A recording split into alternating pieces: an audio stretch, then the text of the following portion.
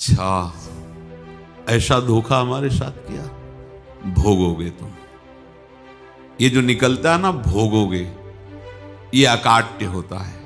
क्योंकि किसी का भी हृदय, मान लो किसी भी जीव जंतु को आप कष्ट दें और उसका हृदय आह भर जाए, तो वो आह वज्र की लेख है, तुम्हें भोगना पड़ेगा। वो आह किसी की ना लेना जिंदगी। कोई ऐसा कोई आह भर करके कह दिया तुम समर्थ हो, हम तो कुछ कर नहीं सकते, और अंदर से दुख, फिर तुम्हारी सामर्थ्य काम नहीं करेगी, मिट्टी में मिला देगी। ऐसा नहीं कि आप जो कर रहे हैं कोई देख नहीं रहा, कोई हिसाब किताब नहीं, जो कर रहे हैं अवश्य में भोक्तव्यम, बहुत सावधान।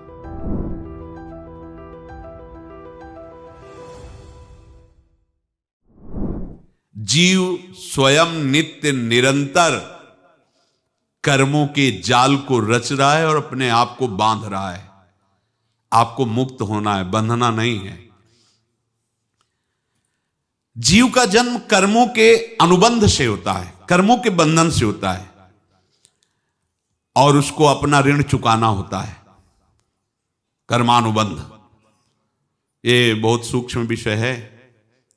जैसे आप जिस परिवार में जन्म लिए हैं, तो उस परिवार के लोगों से आपका ऋण है, इसलिए उसी परिवार में आप आए हैं।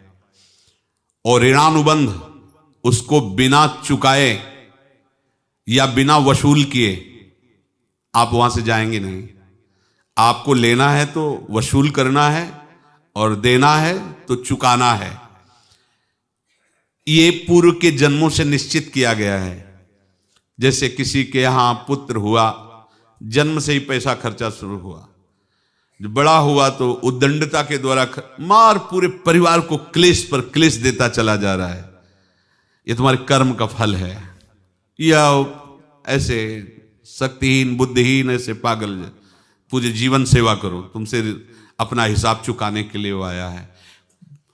अब परिवार के जो सदस्य जुड़े आके, मतलब पत्नी आते ही पूरी हृदय में आनंद, परिवार में आनंद, और जीवन भर वो आनंद ही सुख देने के लिए उसका जन्म हुआ। वो अपना ऋणानुबंध मुक्त, और आते ही भयंकर क्लेश खड़ा कर दिया, बीच में दीवार और झगड़ा वैसा, फिर अतरे दिन मारपीट शुरू, कलह अशांति, पूरा जीवन नरक हिसाब करने आए। यहां ऋण चुकाए बिना कोई जा नहीं सकता, ऋण चुकाना पड़ेगा। किसी का ऋण वसूल करना है तो किसी को ऋण चुकाना है, दोनों काम करने होते हैं। अनेक जन्मों में अनेक लोगों के साथ हमने जो बर्ताव किए हैं, अच्छे या बुरे, वो होंगे। अब किसी आदमी को हम जानते नहीं, अचानक मिला, अचानक टक्कर लगा और मार पीट गाली गुप्ता सब कर दिया, चुपचाप सह लो। क्यों? ये आपका हिसाब है, पूर्व का हिसाब। हमारा उससे कोई द्वेष नहीं, कोई संकल्प नहीं। अचानक घटना घटी और हमसे द्वेष करने लगा, हमें पीटने लगा, हमें गालियां दे, ये हिसाब है, चुपचाप सह जाओ। अपने घर का भाई ही भारी दुश्मन बन गया और क्लेश दे, हिसाब है।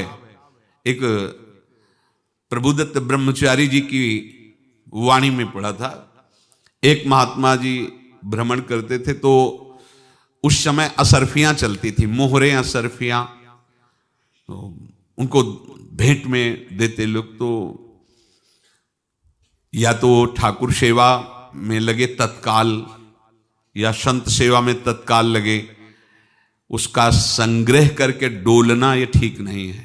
बैरागी के लिए सिद्धांत में ये ठीक नहीं है।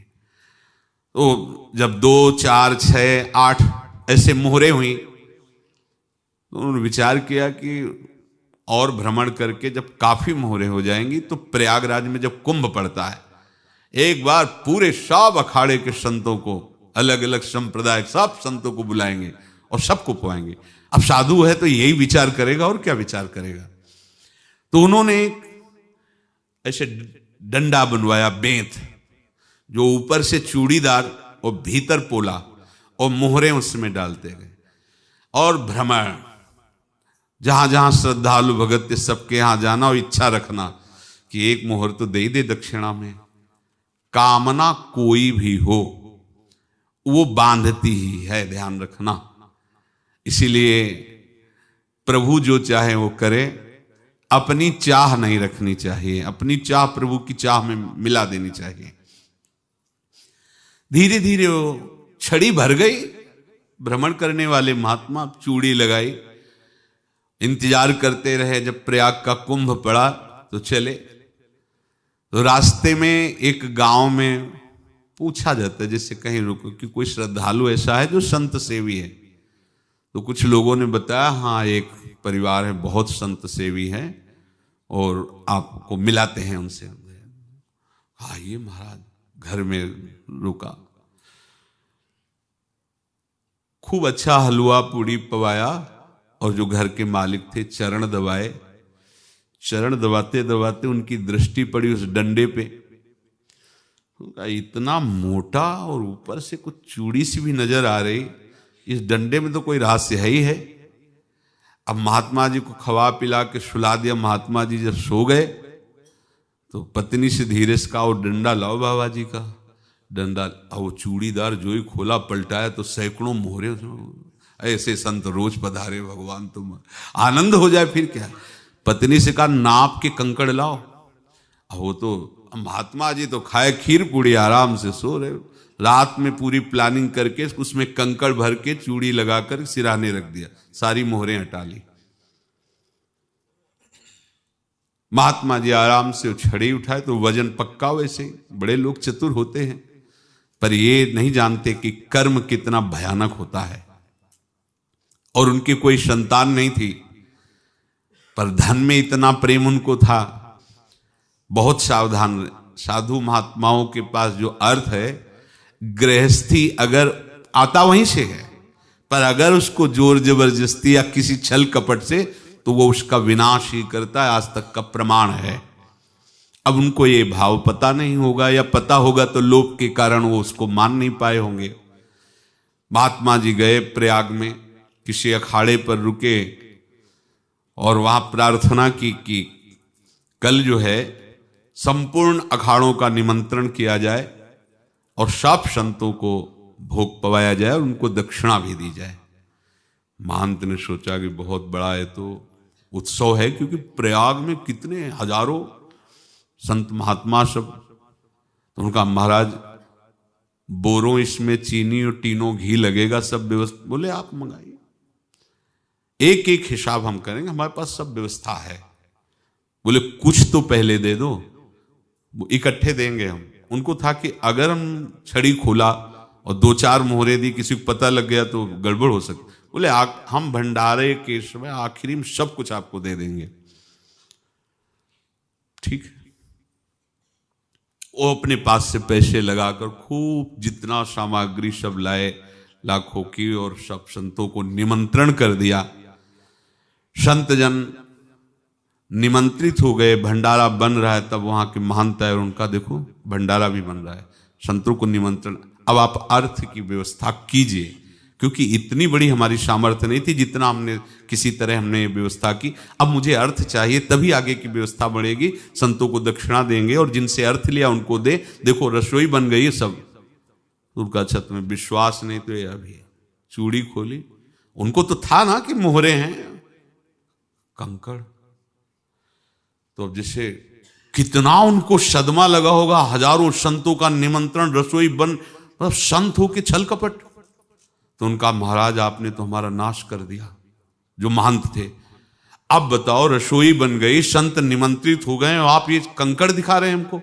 आपने तो हमें बर्बाद कर दिया, हमारी इतनी सामर्थ्य नहीं थी, आप पहले बता देते। संत होकर ऐसा छल कपट।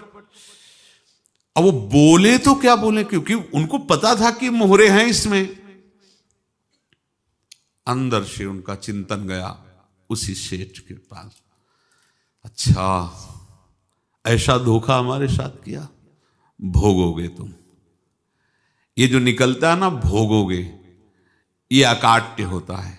क्योंकि किसी का भी हृदय, मान लो किसी भी जीव जंतु को आप कष्ट दें और उसका हृदय आह भर जाए, तो वो आह वज्र की लेख है, तुम्हें भोगना पड़ेगा। वो देखो भीष्म जी को भोगना पड़ रहा है ना। सांप को ऐसे धनुष की नोक से उठाया और बंबूल के कांटों के ऊपर फेंक दिया, कई दिन तक छेदा हुआ, वो आह भर करके मरा। तो आपको 6 महीने बाणों की सैया पर आह किसी की ना लेना जिंदगी में। कोई ऐसा कोई आह भर करके कह दिया तुम समर्थ हो, हम तो कुछ कर नहीं सकते, और अंदर से दुखी, फिर तुम्हारी सामर्थ्य काम नहीं करेगी, मिट्टी में मिला देगी। फिर ये तो संत थे और भगवत आराधना के लिए, संत आराधना के लिए ही ऐसा किए हुए थे। अब इनका कैसे मुंह दिखाएं, अब क्या करें।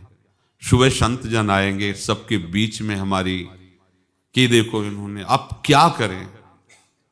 गए और संगम में जाके छलांग लगाई, अपने प्राण त्याग दिए। अब उनके तो पास मोहरे थी और व्यापार बढ़ा, और 9-10 महीने बाद ही लड़का हुआ। अब तो उनको कि संत फलीभूत हो गया। देखो व्यापार चल रहा, लड़का नहीं होता था, लड़का भी हो गया, बड़ा आनंद छा रहा है।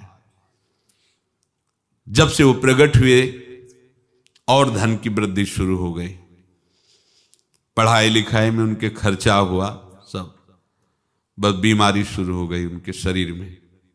अब उसमें पैसा जाना शुरू हुआ। इतने आसक्त तो वो दोनों हो गए कि कुछ भी हो, व्यापार ठप, संपत्ति बेचना शुरू। तो उन्होंने कहा कि बेटा मैं क्या कर सकता हूं तुम्हारे लिए। बोले हमारी अंतिम इच्छा है प्रयाग चलो, और जितने प्रयाग में संत महात्मा सबको एक बार भंडारा करवाओ, हमारी इच्छा अंतिम है, क्योंकि अंतिम यही इच्छा थी।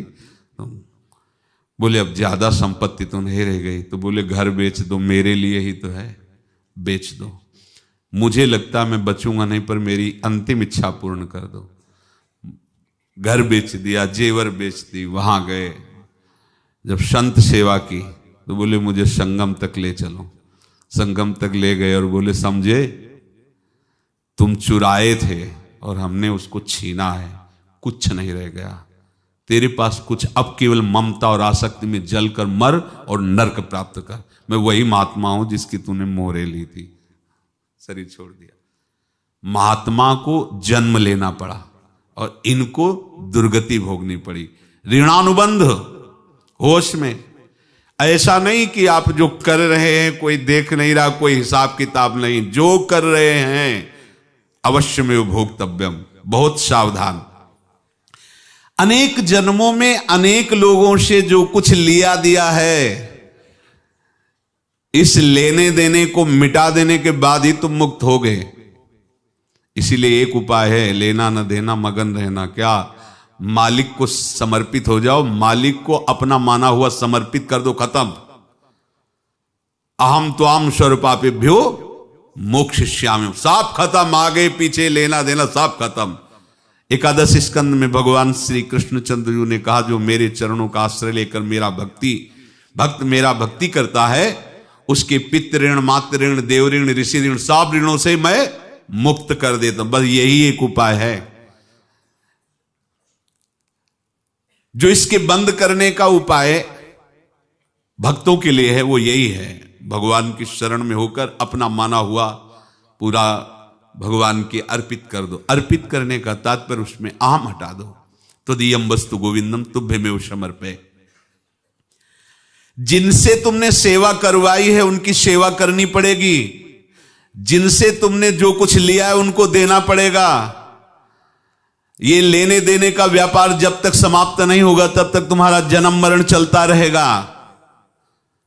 अब आपको यहां समझना है, यदि आपसे किसी ने पैसे लिए बेईमानी करके नहीं दे रहा है तो आप उसको गाली मत दीजिए। आपने बेईमानी की थी इसलिए आपकी बेईमानी हुई है, ले गया, कोई बात नहीं है, बंधन से मुक्त हुए। जो बोझा था चला गया। उसको ऐसा ना देखे कि ये बेईमान हमारे रुपए मार लिए, अब जो कुछ होगा देखेंगे। अगर आप आगे नया कुछ करते हैं तो फिर आगे का हिसाब आपको भोगना पड़ेगा, ध्यान रखना। ऐसा नहीं है कि आपको भोगना नहीं पड़ेगा। एक ही उपाय है कि अब जो शरीर धारण किए इसी में जो भोग ले, आगे ना होना चाहिए। तो क्या करे? सर्वतो भावेन भगवान की शरण ले ले। ये तो सर्वाणि कर्माणि मयि सन्न्यस्य मत्पराः अनन्येनैव योगेन माम ध्यायन्तु उपासते तेषामहं समुद्धर्ता मृत्यु संसार से। ये बड़ा कठिन है पार होना, कोई छोटी मोटी बात है। एक महात्मा बाल्यावस्था से भजन करते थे, शालिग्राम भगवान पास रखते थे और उन्हीं की आराधना करके बस पाठ नाम जप और भ्रमण करते थे। यौवन अवस्था थी, गंगा जी के किनारे अपने ठाकुर को विराजमान करके स्नान करने के लिए कपड़ा ही उतार रहे थे कि 90 लोग आ गए, भाला तलवार सब ले, मारो मारो इसको मारो, घेर लिया। तो उन्होंने हाथ जोड़कर कहा हमने क्या अपराध किया, कोई सुन ही नहीं रहा। तो उन्होंने कहा मार तो डालोगे ही आप 90 लोग, हम कोई अस्त्र शस्त्र तो लिए नहीं, एक बार हमें गंगा में डुबकी लगा देने दो और अपने ठाकुर को स्नान करा देने दो, फिर इसके बाद आप मार देना। भगवत इच्छा से वो लोग रुक गए, स्नान किया और अंदर से प्रार्थना की, प्रभु ये क्या लीला है आपकी, आपके सिवा मेरा कोई है नहीं और ये मुझे मारना चाहते हैं। तो भगवान ने जानते हो क्या कहा उनके अंतर में, तुम मेरे में ध्यानस्थ हो करके शरीर को छोड़ो, ये लोग मारेंगे, ये मेरे भजन का फल है कि तुम्हें 90 जन्म नहीं लेना पड़ेगा, एक ही जन्म में 90 मिलके, तुमने 90 हिंसा की थी पूर्व में, तो तुम्हें 90 बार जन्म लेना होता और एक एक करके मारते। ये मेरे भजन का प्रताप है कि एक बार में ही 90 का हिसाब हो जाएगा। तुम आंख मूंदो, मेरे ध्यान में मगन रहो, मेरे प्रताप से तुम्हें कोई चोट नहीं होगी और स्वाभाविक मूर्छा अवस्था में प्राण तुम्हारे छूट जाए। ऐसा ही हुआ, ऐसा हुआ। तो ये बात समझ लो कि ये जो कर्मानुबंध है, ऋणानुबंध है।